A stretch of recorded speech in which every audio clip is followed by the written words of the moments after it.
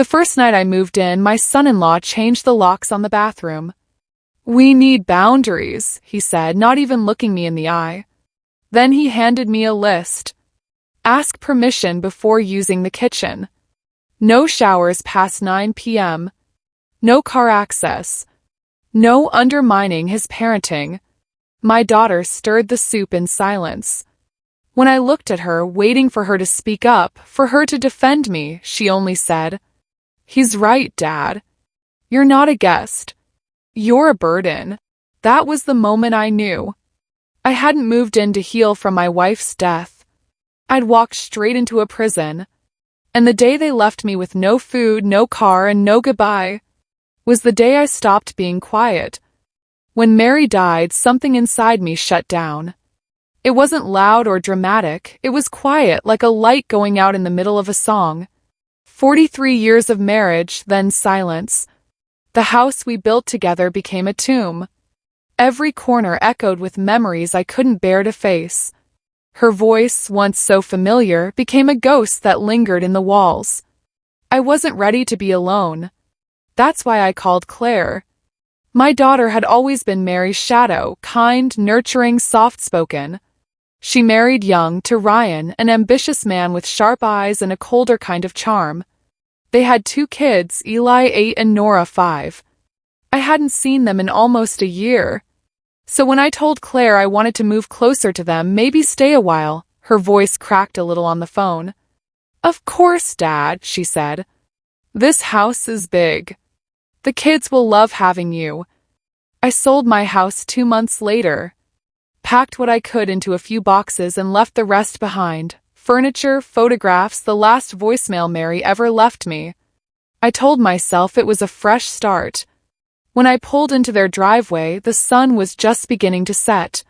Eli ran out to greet me, wrapping his little arms around my legs like I was Santa Claus. Nora peeked from the window, grinning with a popsicle in her mouth. Claire hugged me, but something about it felt forced. She didn't hold me long. Ryan didn't come out to help with my bags. He waited inside. "Hey, Jim," he said flatly, barely looking up from his phone. "Guest room's upstairs. Just make sure to keep your stuff contained. The kids have allergies." I laughed, trying to lighten the mood. "I promise I won't shed too much old man dust." No one laughed with me. That night, after dinner, I headed down the hallway toward the bathroom. The door wouldn't open. I jiggled the handle, then knocked, assuming it was occupied. Ryan came around the corner. "We changed the locks," he said simply. I blinked. "Why?" "We need boundaries," he said, arms folded. "You're living in our space now. It's important we keep some things private." I looked at Claire, who stood at the stove, stirring soup that was already off the heat.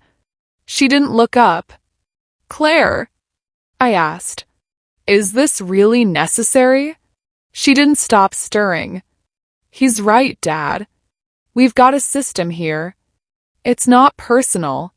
Felt pretty personal. Later that night, I went to the kitchen for a glass of water. Ryan was there, going through a protein shake routine like he was in college again. He watched me open the fridge. "Next time, ask." "Ask for what?" I said, confused. "For food. This isn't your house.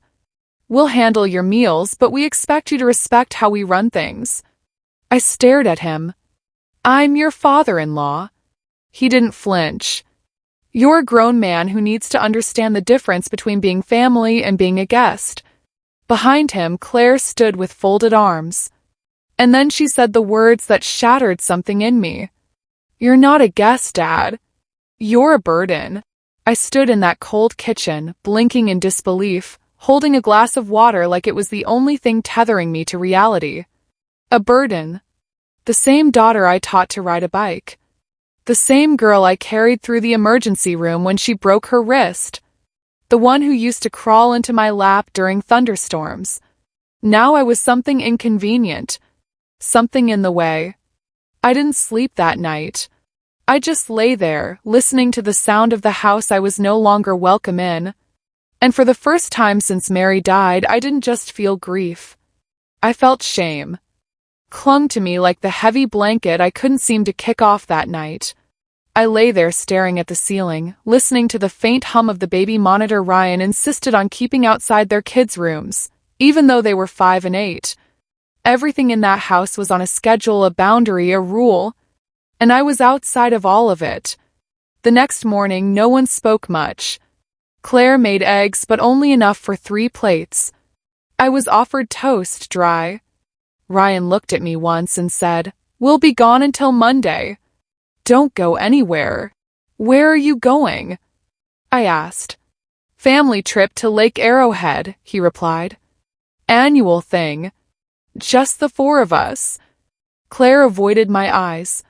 Nora tugged at her dress and asked why Grandpa wasn't coming. Claire shushed her and said, "We'll talk about it later." And then, just like that, they were gone. The front door slammed. The engine started.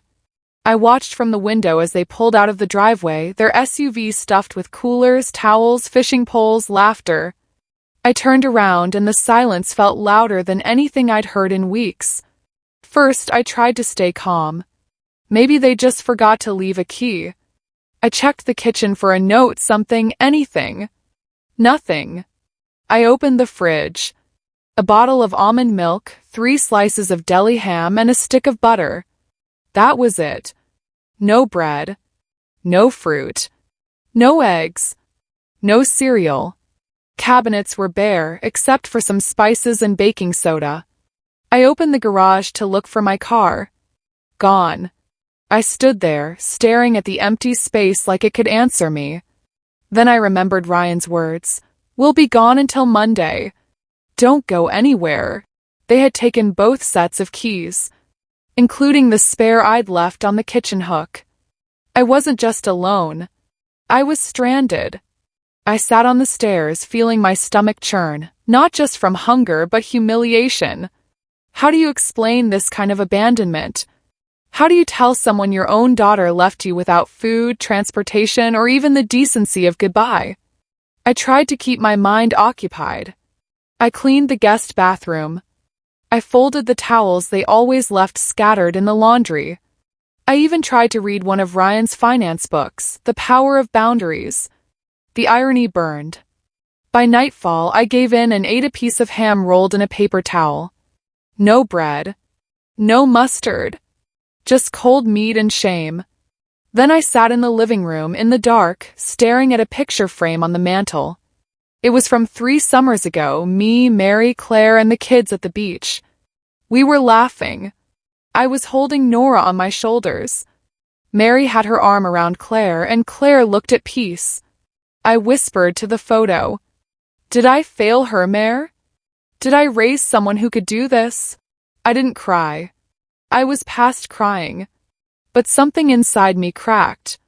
Something that had held me together after you died. Something that said, "You'll be okay. They'll take care of you." That voice was gone now. That night I slept on the couch, too weak to climb the stairs. My stomach ached, but not nearly as much as my heart. They had taken more than just the car and the keys. They had taken every last bit of dignity I had left. And the next morning, when I opened the hall closet to look for a blanket, I found something I wasn't supposed to see. A cardboard box marked with my name in Mary's handwriting. It was tucked far in the back, beneath a stack of unused towels and an old baby gate. I pulled it out, hands shaking, and sat cross-legged on the hardwood floor. I opened the box, and what I found inside would begin the first ripple in a storm they never saw coming. It was Mary's handwriting.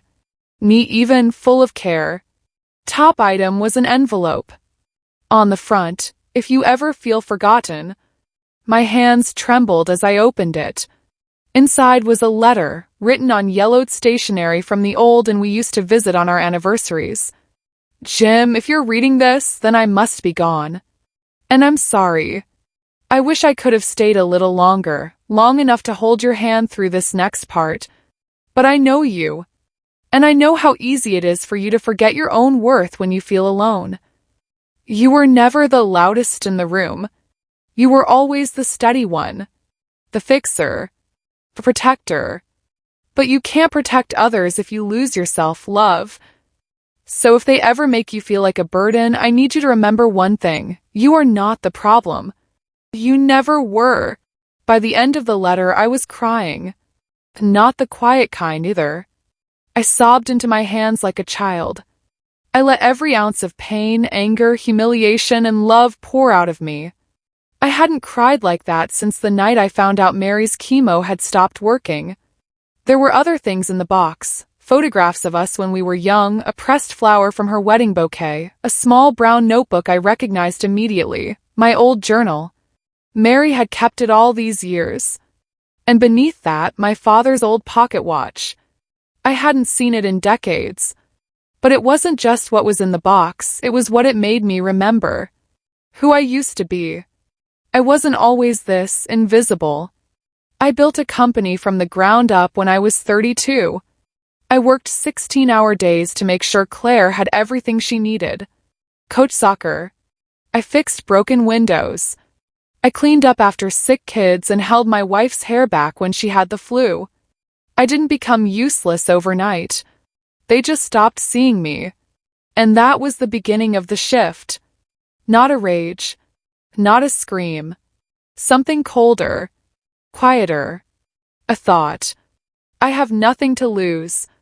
Over the next 2 days, while they were gone and I was supposedly safely tucked away, I started paying attention to everything. I took inventory of the house. Their routines. The way they managed money. I wasn't planning revenge. But I wanted to understand the full picture of the people who had decided I was disposable. Started small. I went into Ryan's home office, not to snoop, but to see if maybe there was something that could explain his behavior. Maybe pressure. Stress. A reason for the cruelty. What I found instead was a trail. Ryan had a second laptop, tucked in a desk drawer under a stack of manuals. When I booted it up, it asked for a password, but something told me to try Nora's birthday. It worked. And there it was, spreadsheets, wire transfers, messages. Large amounts of money moving through multiple accounts, some with unfamiliar names. He'd been moving company funds into private investments under different aliases. As a former accountant and audit consultant, I knew exactly what I was looking at. Embezzlement. Tax fraud. A house of cards. There were email chains with his partner using a burner email. Notes about how to keep it off the books. References to Claire doesn't need to know. And some very damning financial projections that suggested he was planning on pulling everything out and moving it offshore. I sat there, stunned. My humiliation had blinded me. I thought this was just a man who didn't like me living under his roof. But no. Ryan was a fraud. And now I was the only one who knew. I closed the laptop gently. My heart was racing, but not with fear.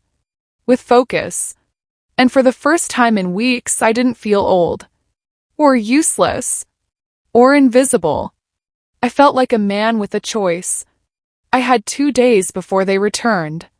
I could turn a blind eye, keep the peace, stay quiet, continue being the houseplant they wanted me to be. Or I could do what I was always best at, following the numbers, tracing the truth, and protecting the people I loved, even if they didn't realize they needed it. So I copied everything. I bought a USB stick online with same-day delivery and backed up the files. I took photos of the spreadsheets with my phone. I even forwarded the most incriminating emails to a private burner account I created years ago and never deleted. And when I was done, I placed the laptop exactly where I'd found it. Then I made myself a sandwich with the last slice of ham, sat on their pristine white couch, and watched an old rerun of Columbo while the pocket watch ticked in my hand. It wasn't revenge I wanted. It was clarity.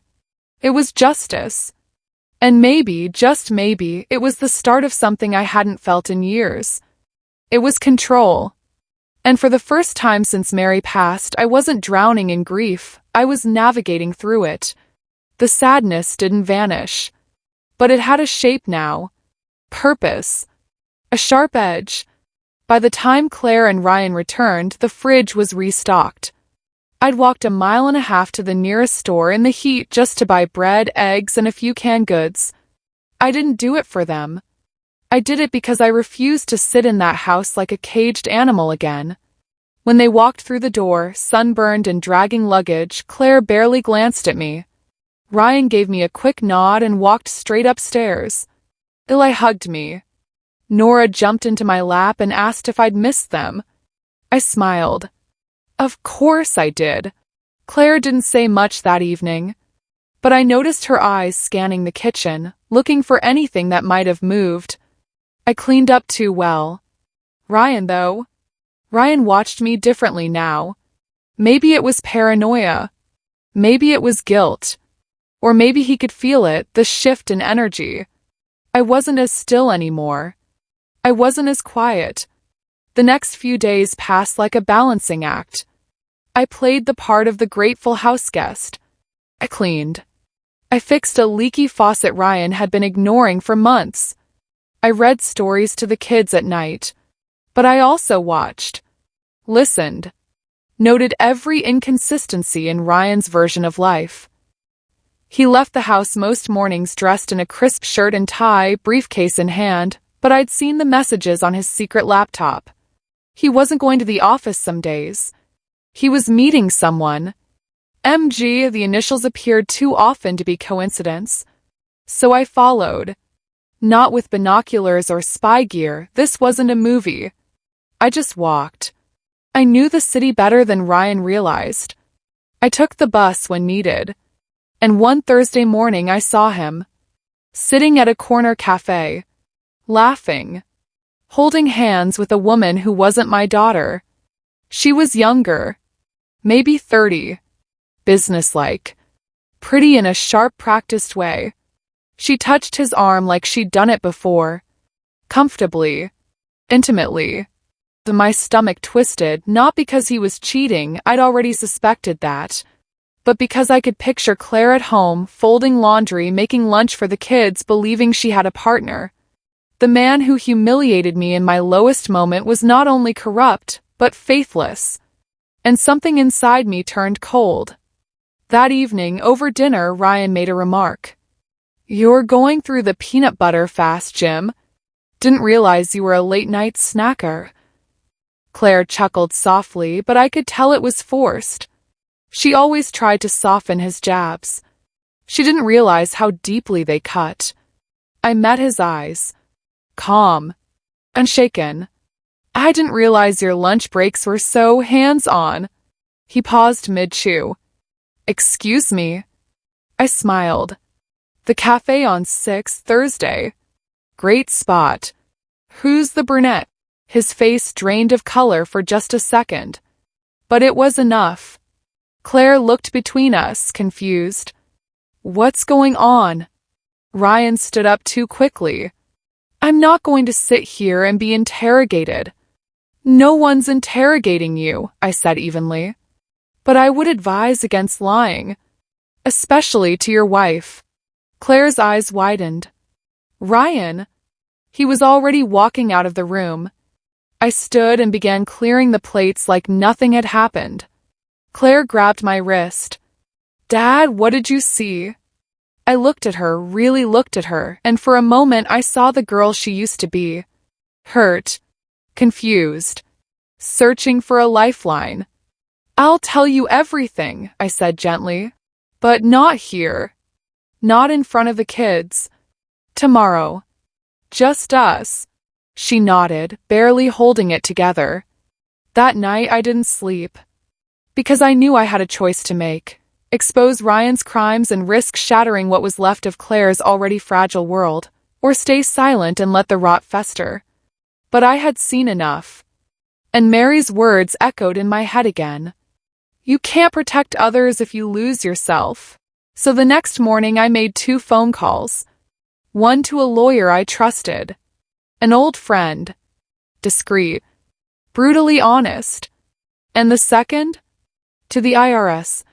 I didn't tell them everything, just enough to open a formal review. I gave them the shell company names, the account numbers I could trace. I offered documentation. They took it seriously. By the time I sat down with Claire that afternoon in a quiet park, the wheels were already turning. We sat on a bench. She brought coffee. Her hands shook. "Tell me," she whispered. So I did. I told her everything about the second laptop, the financial trail, the cafe. I didn't embellish. I didn't need to. Claire cried. Not the loud, hysterical kind. Just soft, steady tears while she held the paper cup between her palms like it might anchor her to something. "I thought we were happy," she whispered. "I know," I said. "That's what makes it cruel." For a long time we just sat there. And for the first time in weeks I saw her look at me, not as a burden, not as an unwanted guest, but as a father. "I'm sorry," she said. "You don't need to be." "Yes, I do." I didn't forgive her that second. Wounds like that don't close overnight. But something had shifted. A door had opened. Later that evening, Ryan came home late. He smelled like whiskey. His tie was undone. He looked at me in the kitchen, and I could see the question behind his eyes. "What did you do?" I just smiled and handed him his mail. Among the bills and advertisements was a small cream envelope. From the Department of the Treasury. Ryan stared at it. Then at me. And I knew he felt it.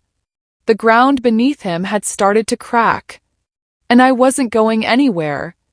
Not this time. Ryan stared at the envelope like it had teeth. He didn't open it. Not right away. He tucked it under his arm like it was just another flyer and muttered something about going to his office. But I saw it. Twitch in his jaw. The way his hand trembled as he picked up his keys. The quiet dread of a man who'd spent years thinking he was untouchable and was just beginning to realize the floor was made of glass. That night I barely slept. Not out of anxiety.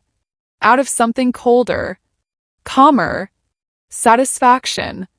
In the morning I heard him on the phone, whispering behind the locked office door. Pacing. Swearing under his breath. The words audit, flagged, and compliance were repeated like a prayer gone wrong.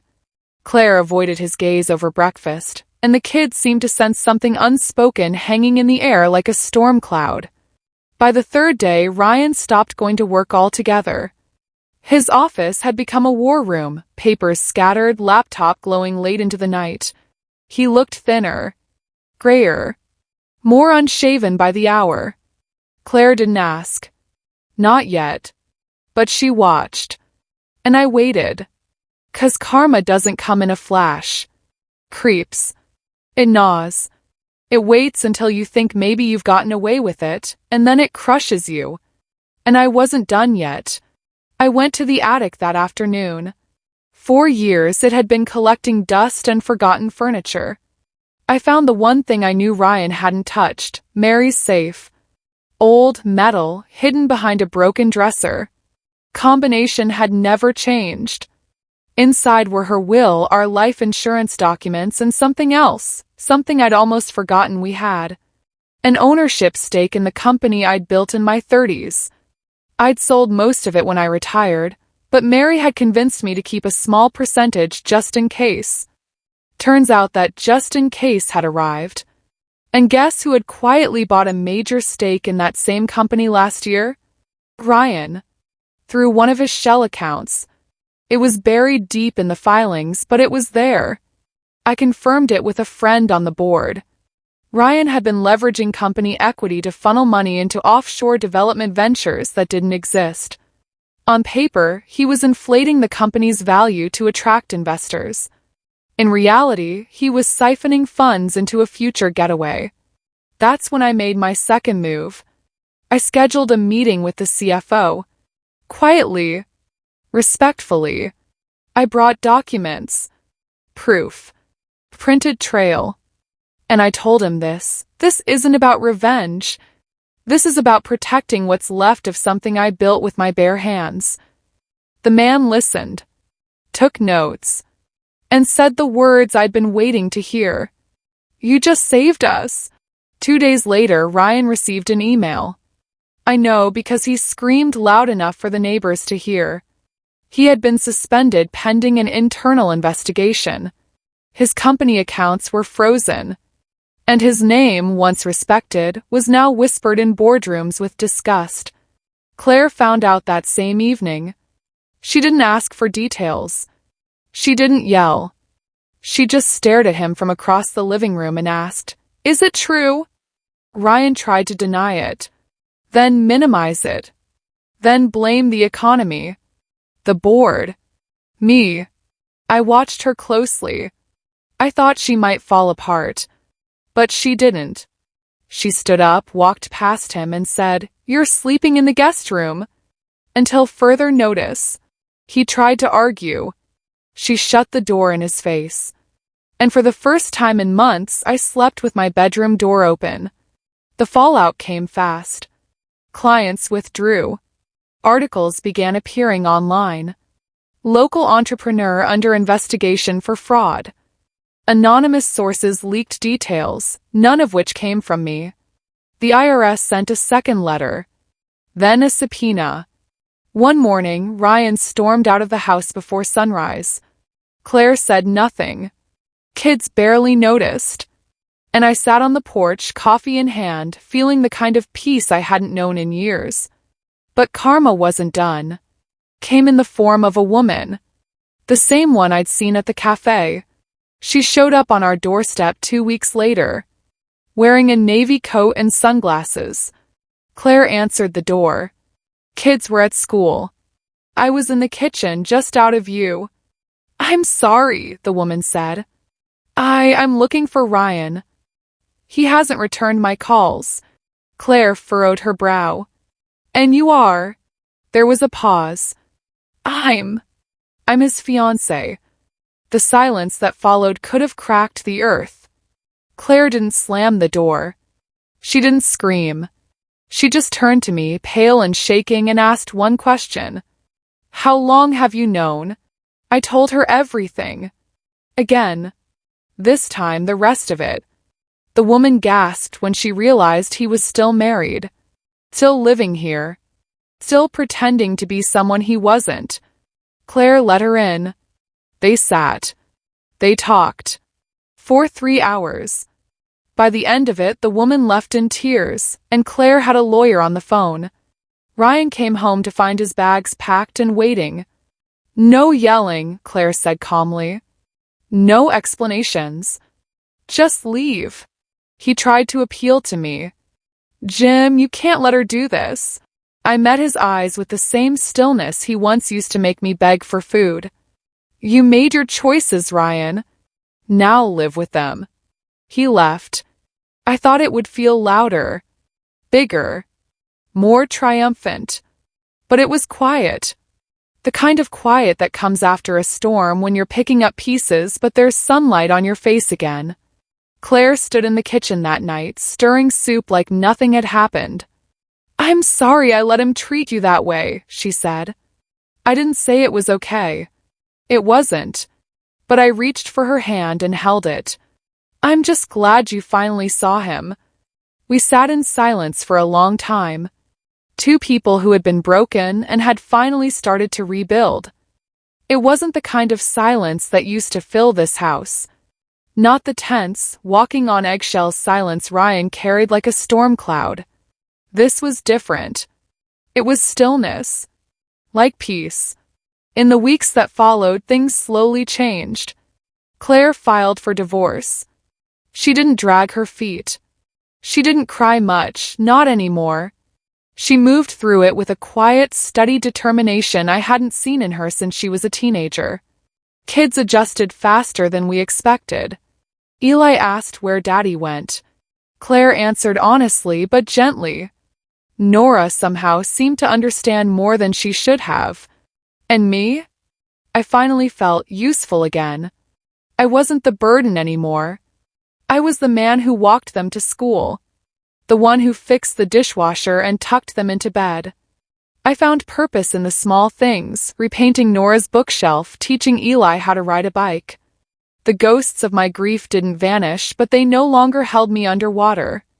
I could breathe again. Then came the hearing. Ryan stood there, pale, gaunt, eyes sunken with defeat, as the judge listed his charges. Tax fraud, securities violations, misuse of company funds. The board had removed him. His assets were frozen. His name was dirt. He barely looked at Claire. And when his eyes did meet mine, there was no more arrogance. No more games. Only regret. I didn't smile. I didn't nod. Because it wasn't victory I felt. It was closure. Inside the courthouse, Claire and I stood on the steps while reporters swarmed, cameras flashing. She turned to me, her voice trembling but clear. "Why did you stay, Dad? After everything I said? After everything he did?" I looked at her, really looked at her, my daughter, flawed and human and brave, and I told her the truth. 'Cause love doesn't vanish just because someone forgets how to show it. I knew the real you was still in there. You just couldn't see him for what he was. But now you do. That's enough, she cried then.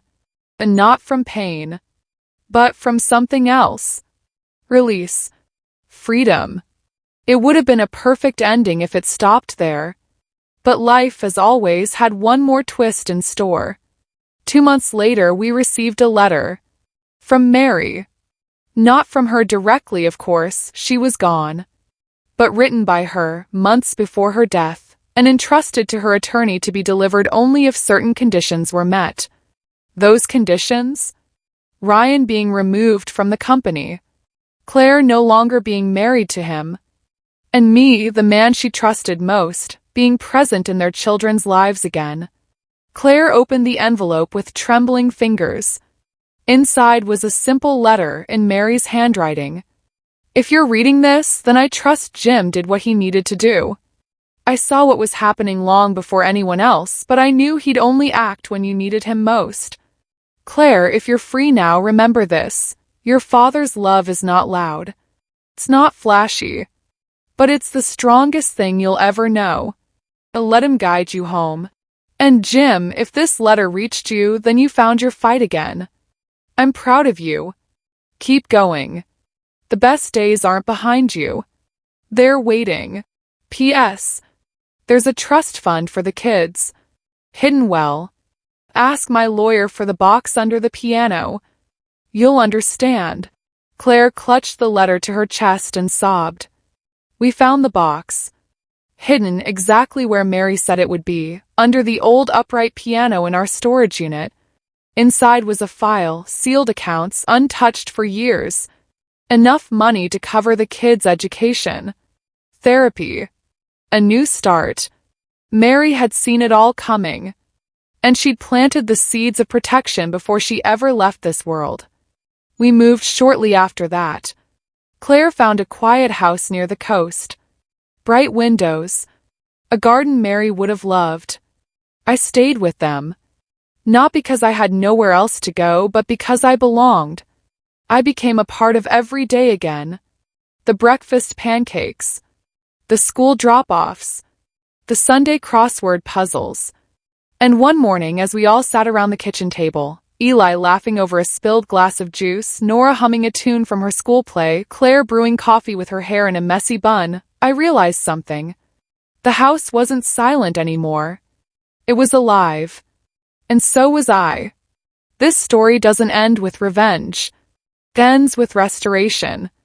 With the quiet return of dignity and the unexpected grace of second chances.